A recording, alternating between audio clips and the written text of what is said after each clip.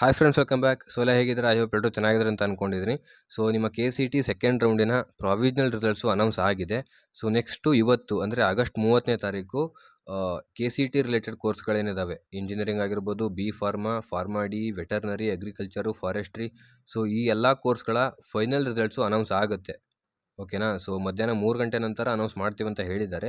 So result announce ಆದಮೇಲೆ ಏನೆಲ್ಲ ಪ್ರೊಸೆಸ್ನ ನೀವು ಫಾಲೋ ಮಾಡಬೇಕಾಗತ್ತೆ, ಮತ್ತು ಈ ವರ್ಷ KCT ಸೆಕೆಂಡ್ ಎಕ್ಸ್ಟೆಂಡ್ ರೌಂಡ್ ಇರುತ್ತಾ, ಇದ್ರೂ ಕೂಡ ನಾವು ಹೇಗೆ ಪಾರ್ಟಿಸಿಪೇಟ್ ಮಾಡ್ಬೋದು, ಏನೆಲ್ಲ ರೂಲ್ಸನ್ನು ಫಾಲೋ ಮಾಡಬೇಕಾಗತ್ತೆ. ಸೊ ಈ ಎಲ್ಲ ಇನ್ಫಾರ್ಮೇಷನ್ನ ಈ ಒಂದು ವಿಡಿಯೋದಲ್ಲಿ ನಾನು ನಿಮಗೆ ತಿಳಿಸ್ಕೊಡ್ತಾ ಇದ್ದೀನಿ. ಸೊ ವಿಡಿಯೋನ ಕಂಪ್ಲೀಟಾಗಿ ನೋಡಿ, ಮತ್ತು ಕಂಪ್ಲೀಟಾಗಿ ನೋಡಿಬಿಟ್ಟು ಕರೆಕ್ಟಾದ ಇನ್ಫಾರ್ಮೇಷನ್ನ ತಿಳ್ಕೊಳ್ಳಿ. ಓಕೆನಾ? ಸೊ ಹಾಗೆ ಯಾರಾದರೂ ಮೊದಲನೇ ಬಾರಿ ವಿಸಿಟ್ ಮಾಡ್ತಾ ಇದ್ದರೆ ಇವಾಗಲೇ ಸಬ್ಸ್ಕ್ರೈಬ್ ಮಾಡ್ಕೊಂಡು ಸಪೋರ್ಟ್ ಮಾಡಿ. ಓಕೆನಾ? ಸರಿ, ಬನ್ನಿ ವಿಡಿಯೋ ಸ್ಟಾರ್ಟ್ ಮಾಡೋಣ. ಸೊ ನಿಮ್ಮ KCT second round final results announce ಆದಮೇಲೆ ನಿಮಗೆ ಚಾಯ್ಸ್ ಎಂಟ್ರಿ ಪ್ರೊಸೆಸ್ ಇರುತ್ತೆ ಅಲ್ವಾ? ಸೊ ನಿಮಗೆಲ್ಲ ಗೊತ್ತಿರೋ ಹಾಗೇ ಚಾಯ್ಸ್ ಎಂಟ್ರಿ ಪ್ರೊಸೆಸಲ್ಲಿ ತುಂಬ ಚೇಂಜಸ್ಗಳನ್ನು ತಂದಿದ್ದಾರೆ KE ಅವರು. ಅಂದರೆ ನಿಮಗೆ ಚಾಯ್ಸ್ 1 ಮತ್ತು ಚಾಯ್ಸ್ 4 ಎರಡೇ ಚಾಯ್ಸ್ಗಳಿರುತ್ತೆ. ಚಾಯ್ಸ್ 2 ಮತ್ತು ಚಾಯ್ಸ್ 3 ಇರಲ್ಲ. ಓಕೆನಾ? ಸೊ ಈ ವರ್ಷದ ಚಾಯ್ಸ್ ಎಂಟ್ರಿ ಬಗ್ಗೆ ನಾನು ನಿಮಗೆ ಕೊನೆಯದಾಗಿ ಮಾತಾಡ್ತೀನಿ. ಏನೆಲ್ಲ ಚೇಂಜಸ್ ಮಾಡ್ಬೋದಿತ್ತು, ಮತ್ತು ಒಂದಿಷ್ಟು ರಿಕ್ವೆಸ್ಟ್ ಸಹ ಇದೆ KE ಅವರಿಗೆ. ಸೊ ಅದನ್ನ ನಿಮಗೆ ವಿಡಿಯೋ ಎಂಡಲ್ಲಿ ನಿಮಗೆ ತಿಳಿಸ್ಕೊಡ್ತೀನಿ. ಸೊ ಇವಾಗ ಆ್ಯಕ್ಚುಲ್ ಆಗಿರುವಂಥ ಚಾಯ್ಸ್ಗಳ ಬಗ್ಗೆ ಮಾತಾಡೋದಾದರೆ, ನಿಮಗೆ ಚಾಯ್ಸ್ 1 ಮತ್ತು ಚಾಯ್ಸ್ 4 ಎರಡೇ ಚಾಯ್ಸ್ಗಳಿರೋದು. ಓಕೆನಾ? ನಿಮಗೆ ಇಷ್ಟ ಇಲ್ಲ ಈ ಒಂದು KCT ಕೌನ್ಸಿಲಿಂಗ್ ಅಂದರೆ ನೀವು ಚಾಯ್ಸ್ 4ನ ಕೊಟ್ಬಿಟ್ಟು ಎಕ್ಸಿಟ್ ಆಗ್ಬೋದು. ಸೊ ಇದುವರೆಗೂ KE ಅವರು ಹೇಳಿರೋ ಪ್ರಕಾರ ಚಾಯ್ಸ್ 4ನ ನೀವು ಕೊಟ್ಟಾದಮೇಲೆ ನಿಮಗೆ ಏನು ಥರ್ಡ್ ರೌಂಡ್ಗೆ ಪಾರ್ಟಿಸಿಪೇಟ್ ಮಾಡೋಕ್ಕೆ ಅವಕಾಶ ಇರೋದಿಲ್ಲ. ಓಕೆನಾ? So one and only option ನಿಮಗೆ ಉಳಿದಿರೋದು ಚಾಯ್ಸ್ 1. ಅಫ್ಕೋರ್ಸ್ ನಿಮಗೆ ಈ ಒಂದು KCT ಕೌನ್ಸಿಲಿಂಗಿಂದ ಎಕ್ಸಿಟ್ ಆಗಕ್ಕೆ ಇಷ್ಟ ಇಲ್ಲ ಅಂತಂದರೆ ಚಾಯ್ಸ್ 1ಅನ್ನು ಕೊಟ್ಬಿಟ್ಟು ನೀವು ಅಡ್ಮಿಷನ್ ಮಾಡಿಸ್ಕೊಳ್ಳೇಬೇಕು. ಅಡ್ಮಿಷನ್ ಅಂತಂದರೆ ನೀವು ಅಲ್ಲಿ ಒರಿಜಿನಲ್ ಡಾಕ್ಯುಮೆಂಟ್ಸ್ಗಳನ್ನು ಕೂಡ ಸಬ್ಮಿಟ್ ಮಾಡ್ತೀರ ಕಾಲೇಜ್ ಅವರಿಗೆ. ಓಕೆನಾ? ಸೊ ಎಕ್ಸ್ಟ್ರಾ ಫೀಸ್ ಕೂಡ ಕೇಳ್ತಾರೆ. ಸೊ ಅದನ್ನು ಕೂಡ ಪೇ ಮಾಡ್ತೀರಾ. ಸೊ ಪೇ ಮಾಡಿದ್ದಾದಮೇಲೆ ನಿಮ್ಗೊಂದು ಡೌಟ್ ಬರ್ಬೋದು, ಬ್ರೋ ನಾವು ಆಲ್ರೆಡಿ ಏನು ಅಡ್ಮಿಷನ್ ಆಗಿಬಿಟ್ಟಿವಲ್ಲ ನಾವು ಈ ಒಂದು ಸೆಕೆಂಡ್ ರೌಂಡಲ್ಲಿ ಸಿಕ್ಕಂಥ ಸೀಟ್ಗೆ, ಮತ್ತೆ ನಾವು ಥರ್ಡ್ ರೌಂಡ್ಗೆ ಪಾರ್ಟಿಸಿಪೇಟ್ ಮಾಡ್ಬೋದಾ ಅಂತ. ಸೊ ಇದೇ ಒಂದು ಹೊಸ ರೂಲ್ಸನ್ನು KE ಅವರು ತಂದಿರೋದು. ಅಫ್ಕೋರ್ಸ್ ನೀವು ಪಾರ್ಟಿಸಿಪೇಟ್ ಮಾಡ್ಬೋದಾಗಿರುತ್ತೆ. ಸೊ ಇನ್ ಕೇಸ್ ನೀವು ಅಂದ್ಕೊಂಡಿರ್ತೀರಲ್ವಾ, ಸೊ ಈ ಒಂದು ಸೆಕೆಂಡ್ ರೌಂಡಲ್ಲಿ ನಮಗೆ ಈ ಒಂದು ಕಾಲೇಜ್ ಸಿಕ್ತು ಅಂತಂದರೆ ಸಾಕು, ನಾವು ಮತ್ತೆ ಸೆಕೆಂಡ್ ಎಕ್ಸ್ಟೆಂಡ್ ರೌಂಡ್ಗೆ ಪಾರ್ಟಿಸಿಪೇಟ್ ಮಾಡೋದಿಲ್ಲ, ಸೊ ಅಡ್ಮಿಷನ್ ಆಗಿಬಿಡ್ತೀನಿ ಅಲ್ಲಿ ಅಂತ ಅಂದ್ಕೊಂಡಿರ್ತೀರಲ್ವ. ಸೊ ಇಂಥ ಒಂದು ಸಿಚುವೇಶನ್ ಇತ್ತು ಅಂದರೆ ನೀವು ಥರ್ಡ್ ರೌಂಡ್ಗೆ ಪಾರ್ಟಿಸಿಪೇಟ್ ಮಾಡುವಂಥ ಅವಶ್ಯಕತೆ ಇರೋದಿಲ್ಲ. ಸೊ ಇಲ್ಲಾಂದರೆ ಬ್ರೋ ಇಲ್ಲ ನಾವು ನೆಕ್ಸ್ಟ್ ರೌಂಡ್ಗೂ ಕೂಡ ಪಾರ್ಟಿಸಿಪೇಟ್ ಮಾಡ್ತೀವಿ, ಸೊ ಇದಕ್ಕಿಂತ ಬೆಟರ್ ಕಾಲೇಜ್ ಅಥವಾ ಬೆಟರ್ ಸೀಟ್ ಸಿಗ್ಬೋದು ನನಗೆ ಅನ್ನೋದು ಕೂಡ ಚೆಕ್ ಮಾಡಬೇಕು ನಾವು. ಸೊ ಈ ರೀತಿ ಒಂದು ಸಿಚುವೇಶನ್ ಇತ್ತಂದರೆ ಅಫ್ಕೋರ್ಸ್ ನೀವು KCT ಸೆಕೆಂಡ್ ಎಕ್ಸ್ಟೆಂಡ್ ರೌಂಡ್ಗೂ ಕೂಡ ನೀವು ಪಾರ್ಟಿಸಿಪೇಟ್ ಮಾಡ್ಬೋದಾಗಿರುತ್ತೆ. ಸೊ ನನ್ನ ಸಜೆಷನ್ ಏನಪ್ಪ ಅಂತಂದರೆ ನೀವು ಕೊನೆ ರೌಂಡ್ ತನಕನೂ ಕಾಯಬೇಕಾಗತ್ತೆ. ಓಕೆನಾ?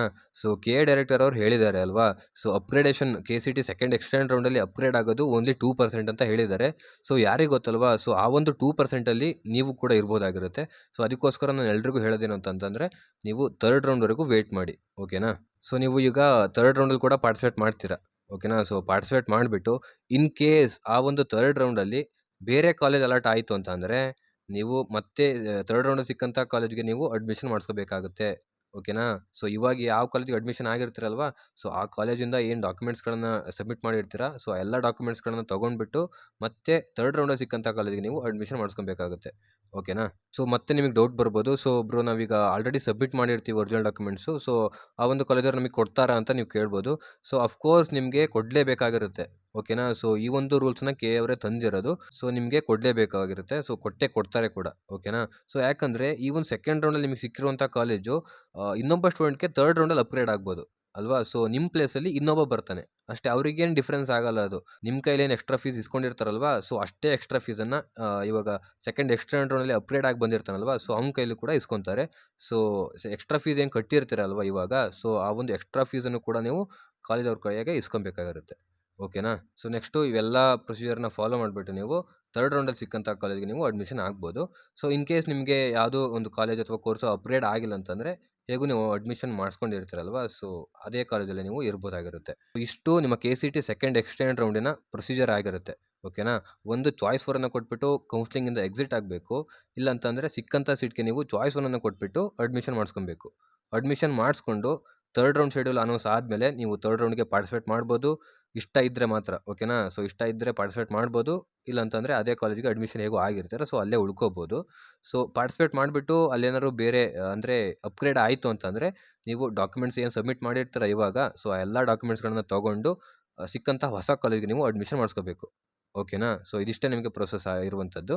ಸೊ ಐ ಹೋಪ್ ನಿಮಗೆ ಈ ಒಂದು ಸೆಕೆಂಡ್ ಎಕ್ಸ್ಟೆಂಡ್ ರೌಂಡಿನ ಪ್ರೊಸೆಸ್ಸು ಹೇಗೆಲ್ಲ ನಡೆಯುತ್ತೆ ಅನ್ನೋದು ನಿಮಗೆ ಕ್ಲಿಯರಾಗಿ ಅರ್ಥ ಆಯಿತು ಅಂತ ಅಂದ್ಕೊಂಡಿದ್ದೀನಿ. ಸೊ ಅರ್ಥ ಆಯಿತು ಅಂತಂದರೆ ಕಮೆಂಟ್ ಮಾಡಿ. ಸೊ ಇವಾಗ ಕೆ ಅವರು ಮಾಡಿರುವಂಥ second round choice entry process ಬಗ್ಗೆ ಸ್ವಲ್ಪ ಮಾತಾಡ್ತಾ ಇದ್ದೀನಿ. ಸೊ ಏನೆಲ್ಲ ಚೇಂಜಸ್ಗಳನ್ನು ಮಾಡ್ಬೋದಿತ್ತು, ಏನೆಲ್ಲ ಮಾಡಿದ್ದಾರೆ, ಮತ್ತು ಕೆಲವೊಂದಿಷ್ಟು ರಿಕ್ವೆಸ್ಟ್ ಕೂಡ ಇದೆ ಕೆ ಅವರಿಗೆ. ಸೊ ಅದನ್ನ ನಿಮಗೆ ತಿಳಿಸ್ಕೊಡ್ತಾ ಇದ್ದೀನಿ. ಸೊ ಲಾಸ್ಟ್ ಇಯರ್ ನಿಮಗೆ 4 ಚಾಯ್ಸ್ ಇರ್ತಿತ್ತು. ಚಾಯ್ಸ್ 1, 2, 3, 4 4 ಇರ್ತಿತ್ತು. ಬಟ್ ಈ ವರ್ಷ ಚಾಯ್ಸ್ 1 ಮತ್ತು ಚಾಯ್ಸ್ 4 ಅಲ್ವಾ? ಸೊ ಲಾಸ್ಟ್ ಇಯರ್ ನೀವು ಚಾಯ್ಸ್ 2 ಕೊಟ್ಟಿದ್ರೆ ಆದರೆ ನೀವು ಸಿಕ್ಕಂಥ ಸೀಟ್ಗೆ ಕೋರ್ಸ್ ಫೀಯನ್ನು ಮೊದಲೇ ಕಟ್ಟಬೇಕಾಗಿತ್ತು. ಓಕೆನಾ? ಸೊ ಈ ವರ್ಷ ಚಾಯ್ಸ್ 2 ಅನ್ನು ಎನೇಬಲ್ ಮಾಡದೇ ಇರೋದು ಅಷ್ಟೊಂದು ಇಂಪ್ಯಾಕ್ಟ್ ಆಗಿಲ್ಲ ಅಂತ ನನ್ನ ಅಭಿಪ್ರಾಯ. ಯಾಕೆ ಗೊತ್ತಾ? ಲಾಸ್ಟ್ ಇಯರ್ ಕೂಡ ನೀವು ಚಾಯ್ಸ್ 2 ಕೊಟ್ಟಿದ್ದೆ ಆದರೆ ನೀವು ಕೋರ್ಸ್ ಫೀಯನ್ನು ಕಟ್ಟಲೇಬೇಕಾಗಿತ್ತಲ್ವಾ? ಸೊ ಈ ವರ್ಷ ಏನು ಮಾಡ್ತಿದ್ದೀರಾ? ಚಾಯ್ಸ್ 2 ಬದಲಾಗಿ ಚಾಯ್ಸ್ 1 ಕೊಟ್ಬಿಟ್ಟು ಕೋರ್ಸ್ ಫೀಯನ್ನು ಪೇ ಮಾಡಿ ಎಕ್ಸ್ಟ್ರಾ ಪ್ರೊಸೆಸ್ ನೀವೇನು ಮಾಡ್ತಾ ಇದ್ದೀರಾ? ಅಡ್ಮಿಷನ್ ಮಾಡಿಸ್ತಾ ಇದ್ದೀರಾ ಇವಾಗಲೇ. ಅಲ್ವಾ? ಸೊ ಲಾಸ್ಟ್ ಇಯರ್ ಅಕಸ್ಮಾತ್ ನಿಮಗೇನಾದ್ರು ಸೆಕೆಂಡ್ ಎಕ್ಸ್ಟೆಂಡ್ ರೌಂಡಲ್ಲಿ ಪಾರ್ಟಿಸಿಪೇಟ್ ಮಾಡಿ ಯಾವುದೇ ಕಾಲೇಜು ಅಪ್ಗ್ರೇಡ್ ಆಗಿಲ್ಲ ಅಂತಂದರೆ ನೀವು ಆವಾಗ ಅಡ್ಮಿಷನ್ ಮಾಡಿಸ್ಕೊತಾ ಇದ್ರಿ ಅಲ್ವಾ? ಸೊ ಬಟ್ ಈ ವರ್ಷ ಏನು ಮಾಡ್ತಿದ್ದೀರಾ? ಇವಾಗಲೇ ಕೋರ್ಸ್ ಫೀಯನ್ನು ಪೇ ಮಾಡಿಬಿಟ್ಟು ಅಡ್ಮಿಷನ್ ಮಾಡಿಸ್ಕೊತಾ ಇದ್ದೀರಾ. ಓಕೆನಾ? ಸೊ ಡಿಫ್ರೆನ್ಸ್ ಏನಪ್ಪ ಅಂತಂದರೆ ಲಾಸ್ಟ್ ಇಯರ್ ನೀವು ಸೆಕೆಂಡ್ ಎಕ್ಸ್ಟೆಂಡ್ ರೌಂಡನ್ನು ಮನೇಲಿ ವೇಟ್ ಮಾಡ್ತಾಯಿದ್ರಿ. ಮನೇಲಿ ಇದ್ಕೊಂಡೇ ವೇಟ್ ಮಾಡ್ತಿದ್ರಿ. ಯಾಕಂದರೆ ಕಾಲೇಜ್ಗೆ ಅಡ್ಮಿಷನ್ ಆಗಿರಲಿಲ್ಲ. ಬಟ್ ಈ ವರ್ಷ ಕಾಲೇಜ್ಗೆ ಅಡ್ಮಿಷನ್ ಆಗಿಬಿಟ್ಟು ನೀವು ಸೆಕೆಂಡ್ ಎಕ್ಸ್ಟೆಂಡ್ ರೌಂಡ್ಗೆ ವೇಟ್ ಮಾಡ್ತಾ ಇದ್ದೀರಾ. ಅಷ್ಟೇ ಡಿಫ್ರೆನ್ಸು. ಸೊ ಅದಕ್ಕೋಸ್ಕರ ಚಾಯ್ಸ್ 2 ಅನ್ನು ಎನೇಬಲ್ ಮಾಡದೇ ಇರೋದು ಅಷ್ಟೊಂದು ಇಂಪ್ಯಾಕ್ಟ್ ಆಗಿಲ್ಲ ಅಂತ ನನ್ನ ಅಭಿಪ್ರಾಯ. ಬಟ್ ಇಂಪ್ಯಾಕ್ಟ್ ಆಗಿರೋದೇ ಚಾಯ್ಸ್ 3 ಎನೇಬಲ್ ಮಾಡದೇ ಇರೋದು. ಓಕೆನಾ? ಸೊ ಯಾಕಂದರೆ ಇವಾಗ ರೌಂಡ್ 2 ಅಲ್ಲಿ ಅವರಿಗೆ ಯಾವುದೋ ಒಂದು ಇಷ್ಟ ಇರಲ್ಲ ಕಾಲೇಜು. ಓಕೆನಾ? ಸೊ ಆ ಒಂದು ಕಾಲೇಜ್ ಅಲಾಟ್ ಆಗಿತ್ತು ಅಂತಂದರೆ ಅವರಿಗೆ ಚಾಯ್ಸೇ ಇರಲ್ಲ. ಒಂದು ಚಾಯ್ಸ್ 4 ಕೊಟ್ಟು ಎಕ್ಸಿಟ್ ಆಗೋಕ್ಕೂ ಮನಸ್ಸಿರಲ್ಲ. ಒಂದು ಚಾಯ್ಸ್ 1 ಕೊಟ್ಬಿಟ್ಟು ಸಿಕ್ಕಂಥ ಸೀಟ್ಗೆ ಅಡ್ಮಿಷನ್ ಆಗೋಕ್ಕೂ ಇಷ್ಟ ಇರಲ್ಲ. ಸೊ ಈ ಒಂದು ಸಿಚುವೇಷನಲ್ಲಿ ಸಿಕ್ಕಾಕೊಂಡಿರ್ತಾರೆ ಸುಮಾರಷ್ಟು ಜನ. ಸೊ ಬಟ್ ಎನಿವೇಸ್ ಈ ರೀತಿ ಸಿಚುವೇಷನ್ ಆಗೇ ಆಗುತ್ತೆ ಮುಂದೆ ಸೆಕೆಂಡ್ ರೌಂಡ್ ರಿಸಲ್ಟ್ ಆದಮೇಲೆ ಅಂತ ನಾನು ನಿಮಗೆ ಮೊದಲೇ ಹೇಳಿದ್ದೆ. ಸೊ ಅದಕ್ಕೋಸ್ಕರನೇ ಏನು ಎಡಿಟ್ ಆಪ್ಷನ್ ಇತ್ತಲ್ವಾ? ಸೊ ಆವಾಗಲೇ ಬೇಡದೇ ಆಗಿರುವಂಥ ಕಾಲೇಜ್ ಆಗಿರ್ಬೋದು, ಕೋರ್ಸ್ ಆಗಿರ್ಬೋದು ಎರಡನ್ನೂ ಕೂಡ ಡಿಲೀಟ್ ಮಾಡಿ ಮುಂದೆ ಈ ರೀತಿ ರಿಗ್ರೆಟ್ ಪಡುವಂಥ ಸನ್ನಿವೇಶ ಬರ್ಬೋದು ಅಂತ ನಾನು ನಿಮಗೆ ಮೊದಲೇ ಹೇಳಿದ್ದೆ. ಬಟ್ ಎನಿವೇಸ್ ಸುಮಾರಷ್ಟು ಜನರಿಗೆ ಇನ್ಫಾರ್ಮೇಷನ್ ರೀಚ್ ಆಗಿರಲ್ಲ. ಸೊ ಅದಕ್ಕೋಸ್ಕರ ಇನ್ಫಾರ್ಮೇಷನ್ ಗೊತ್ತಿರಲ್ಲ. ಸೊ ಬಟ್ ಏನು ಮಾಡೋದಲ್ವಾ? ಚಾಯ್ಸ್ 3 ಇರಲ್ಲ ಅವರಿಗೆ ಆಪ್ಷನ್ನು. ಸೊ ಅದಕ್ಕೋಸ್ಕರನೇ ಈ ರೀತಿ ಸಿಚುವೇಷನು ಸುಮಾರಷ್ಟು ಜನ ಫೇಸ್ ಮಾಡ್ತಾ ಇರ್ತಾರೆ. ಸೊ ಅದಕ್ಕೋಸ್ಕರ ಕೆ ಅವ್ರಿಗೆ ರಿಕ್ವೆಸ್ಟ್ ಏನಪ್ಪ ಅಂತಂದರೆ ಚಾಯ್ಸ್ 2 ಅನ್ನು ಎನೇಬಲ್ ಮಾಡದೇ ಇದ್ರೂ ಪರವಾಗಿಲ್ಲ. ಚಾಯ್ಸ್ 3 ಅನ್ನಾದರೂ ಎನೇಬಲ್ ಮಾಡಿ ಅಂತ. ಸೊ ನನ್ನ ಅಭಿಪ್ರಾಯ ಕರೆಕ್ಟಾಗಿ ಅನ್ನಿಸ್ತು ಅಂತಂದರೆ ಇವಾಗಲೇ ಕಮೆಂಟ್ ಬಾಕ್ಸಲ್ಲಿ ತಿಳಿಸಿ.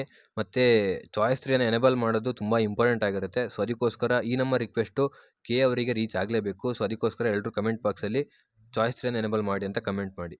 ಓಕೆನಾ? ಸೊ ಆದಷ್ಟು ಬೇಗ ಈ ನಮ್ಮ ರಿಕ್ವೆಸ್ಟು ಕೆ ಅವರಿಗೆ ರೀಚ್ ಆಗಲಿ. ಸೊ ಚಾಯ್ಸ್ 3 ಅನ್ನು ಕೂಡ ಎನೇಬಲ್ ಮಾಡಲಿ. ಓಕೆನಾ? ಸೊ ಯಾಕಂದರೆ ನಾನು ಹೇಳಿದೆ ಅಲ್ವಾ? ಸೊ ಈ ರೀತಿ ಸಿಚುವೇಷನು ತುಂಬ ಜನ ಫೇಸ್ ಮಾಡ್ತಾ ಇರ್ತಾರೆ. ಸೊ ಅಲ್ವಾ? ಸೊ ಲ್ಯಾಕ್ ಆಫ್ ಇನ್ಫಾರ್ಮೇಷನ್ ಅವರಿಗೆ ಎಡಿಟ್ ಮಾಡಬೇಕಾದ್ರೆ ಅಷ್ಟೊಂದು ಇನ್ಫಾರ್ಮೇಷನ್ ಗೊತ್ತಿರಲ್ಲ. ಸೊ ಅದಕ್ಕೋಸ್ಕರ ಕೆ ಅವರಿಗೆ ನಾನು ಈ ಒಂದು ವಿಡಿಯೋ ಮೂಲಕ ರಿಕ್ವೆಸ್ಟ್ ಮಾಡ್ತಾ ಇದ್ದೀನಿ. ಸೊ ಚಾಯ್ಸ್ 2 ಆಗದೇ ಇದ್ರೂ ಪರವಾಗಿಲ್ಲ. ಚಾಯ್ಸ್ 3 ಅನ್ನಾದರೂ ಎನೇಬಲ್ ಮಾಡಿ. ಸೊ ಐ ಹೋಪ್ ಫ್ರೆಂಡ್ಸ್ ನಿಮಗೆ ಸೆಕೆಂಡ್ ರೌಂಡ್ ಆದಮೇಲೆ ಏನೆಲ್ಲ ಪ್ರೊಸೆಸ್ ಮಾಡಬೇಕಾಗತ್ತೆ ನೀವು, ಮತ್ತು ಈ ಒಂದು ಸೆಕೆಂಡ್ ಎಕ್ಸ್ಟೆಂಡ್ ರೌಂಡ್ ಬಗ್ಗೆ ಕಂಪ್ಲೀಟ್ ಆದಂಥ ಡೀಟೇಲ್ಸು ನಿಮಗೆಲ್ಲ ಅರ್ಥ ಆಯಿತು ಅಂತ ತಿಳ್ಕೊಂಡಿದ್ದೀನಿ. ಸೊ ವಿಡಿಯೋ ಇನ್ಫಾರ್ಮೇಟಿವ್ ಆಗಿತ್ತು ಅಂತಂದರೆ ಇವಾಗಲೇ ಲೈಕ್ ಮಾಡಿ, ನಿಮ್ಮ ಫ್ರೆಂಡ್ಸ್ಗೂ ಕೂಡ ಶೇರ್ ಮಾಡಿ. ಸೊ ಹಾಗೆ ಇನ್ನೂ ಸಬ್ಸ್ಕ್ರೈಬ್ ಮಾಡ್ಕೊಂಡಿದೆ ಅಂತಂದರೆ ಇವಾಗಲೇ ಸಬ್ಸ್ಕ್ರೈಬ್ ಮಾಡಿಕೊಂಡು ಸಪೋರ್ಟ್ ಮಾಡಿ. ಸೊ ಇದೇ ರೀತಿಯಾದ ಕಂಟೆಂಟ್ಸು ನಿಮಗೆ ಕೊಡ್ತಾ ಇರ್ತೀನಿ. ಸೊ ಗೈಸ್ ಇನ್ನೊಂದು ಇಂಪಾರ್ಟೆಂಟ್ ಆದ ಇನ್ಫಾರ್ಮೇಷನ್ ಜೊತೆ ನಿಮ್ಮ ಮುಂದೆ ಮತ್ತೆ ಸಿಗ್ತೀನಿ. ಅಲ್ಲಿವರೆಗೂ ನಮಸ್ಕಾರ.